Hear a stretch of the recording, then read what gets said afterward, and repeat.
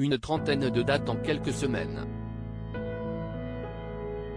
Après 7 ans d'absence, et une double embolie pulmonaire, Michel Polnareff a lancé sa tournée des Zéniths de France ce mercredi 24 mai, à Nice.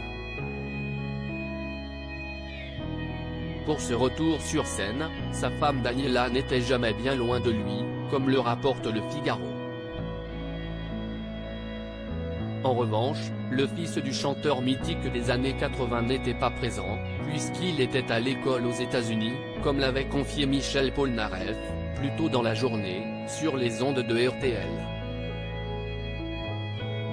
Le journaliste en a profité pour sonder l'artiste de 78 ans sur le regard de son fils Luca sur sa riche carrière musicale et sa notoriété. Est-ce qu'il se rend compte là-bas aux États-Unis, de l'importance de son père en France ?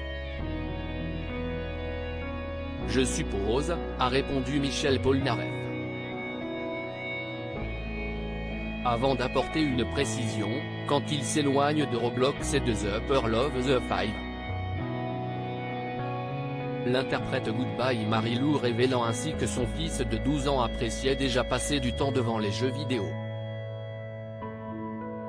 Luca va prochainement voir son père sur scène le 3 juillet prochain, Michel Polnareff aura 79 ans. Un anniversaire qu'il pourra célébrer avec ses fans puisqu'il se trouvera sur la scène de l'Accor Arena à Paris.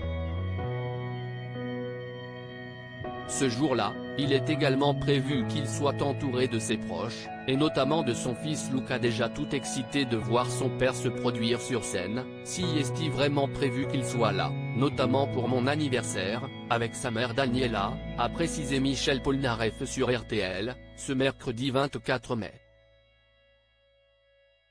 Né en 2010, Luca est le seul fils de Michel Polnareff. Il a été adopté par le chanteur en 2016, avant d'en faire son principal héritier après sa femme Daniela Polnareff.